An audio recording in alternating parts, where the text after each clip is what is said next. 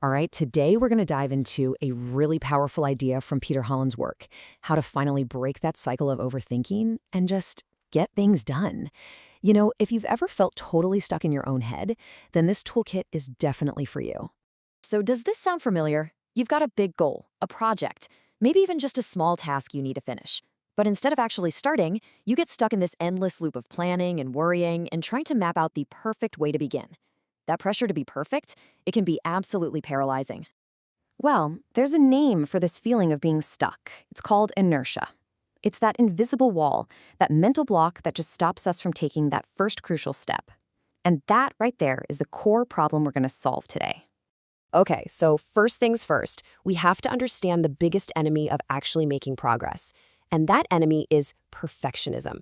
So often, we get this idea in our heads that if we can't do something perfectly right out of the gate, we shouldn't even do it at all. But you know what? That's a trap. I want you to think about a little kid learning to walk. Do they sit there and plan the perfect stride? Do they wait until they can run a marathon without falling? Of course not. They just go for it. They stumble, they fall, they get right back up, and they try again, with zero judgment. We have to get back to that mindset. Your first try is supposed to be messy. The real key is just giving yourself permission to start imperfectly. So how do we actually do that? Well, here's a fantastic little psychological trick. Let's say you have to write a 10-page report. Just thinking about it is exhausting, right? But what if you completely lowered the bar? What if your only goal for right now was to just write one single terrible paragraph? I mean, anyone can do that. Suddenly, it doesn't seem so bad. See, our brain freaks out about a distant finish line, but it's more than happy to take one tiny, easy step. And that's how you shatter inertia. And that leads us to the next big idea, which honestly might just flip everything you thought you knew about productivity on its head. For years, we've been told to wait for motivation to strike before we act. But what if we've had it completely backwards this whole time? Now, this is where it gets really interesting, because it challenges a belief we all have. We think we need to feel motivated to start doing something. But the reality is, action is the spark that creates motivation. You don't wait for the fire to magically appear. You're the one who has to strike the match. This is the absolute heart of it. Taking that first small step, especially when you don't feel like it, actually tunes your brain into the task. Once you're in motion, your mind gets on board, and that feeling of inspiration starts to build naturally. So remember this, action isn't the result of motivation, it's the cause of it. What happens here is you create this amazing positive feedback loop. Let's say you tell yourself, I'm just going to stretch for 5 minutes. So you do it.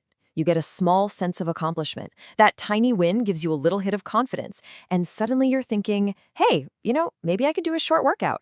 See how that works? A small, unmotivated action can totally snowball into real momentum. Okay, so starting is one piece of the puzzle, but how do we stay focused once we're going? Let's get tactical here. Because, real productivity isn't just about what you do. It's also about what you consciously decide not to do. I mean, we all have a to-do list, right? But have you ever made a don't-do list? This is such a powerful tool for cutting out all the noise and the distractions that just kill your focus. By setting clear rules for what you're going to avoid, you're building a fortress to protect your most valuable asset, your attention.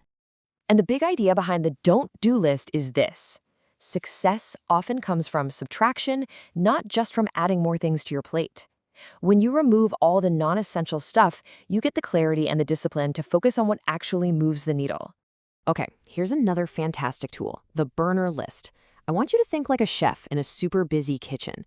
You've got some dishes that need your immediate, constant attention. Those go on the front burner. Then you have other things that are important, but they can kind of simmer on the back burner. This way of thinking stops the chaos of multitasking and forces you to be really honest about what your top priorities are. All right, now let's zoom out a little bit to the bigger picture. How we can actually structure our entire day to be more effective. And the secret is working with our brain, not against it. This right here is a total game changer. We all have the same 24 hours in a day, right? The difference is that the most productive people aren't masters of time, they are masters of their own energy. They get that their focus and willpower go up and down all day long. So get this, our bodies operate on these natural cycles called ultradian rhythms. They're these 90 to 120-minute waves of high and low energy. The trick is to figure out when your peak energy windows are and schedule your hardest, most creative work for those times. Then, when your energy dips, use that time for easier stuff, like answering emails, or better yet, taking a well-deserved break. Have you ever gotten to the end of the day and just felt completely wiped out, even if you didn't do that much? That is decision fatigue. Every single choice we make, from what to wear to what to have for lunch, it all uses up a little bit of our mental fuel. It's why people like Steve Jobs and Mark Zuckerberg were the same thing every day, to save their brain power for the decisions that really mattered. So what's the solution? Well, it's to build what's called a superstructured decision model. Now that sounds complicated, but it's not. All it really is a pre-made system of rules that you create to make decisions for you. That way, you don't have to waste brain power on them over and over again. And here's how you can build your own. First, just automate all those small recurring choices. Decide once that you're going to work out at 7 a.m. every day, and poof, the daily debate is gone. Second, for the bigger choices, create a little checklist. Ask yourself, does this align with my main goals? Does this energize me? This simple framework makes even complex decisions so much faster and easier. So, wow, we've covered a lot of ground today, haven't we? From breaking inertia to managing your daily energy. But it all comes back to one simple, central theme. The journey from thinking to doing is paved with small, simple, and beautifully imperfect steps. If you only take one thing away from our explanation today, please let it be this. Stop waiting. Stop waiting for the perfect moment, the perfect plan, or that magical feeling of motivation. Action is the answer. You just need to start. And that brings us to the final and most important question of all. Not what you'll do tomorrow or next week, but today. Right now. What is one ridiculously small action you can take to move forward? Because that right there is where all the real change begins.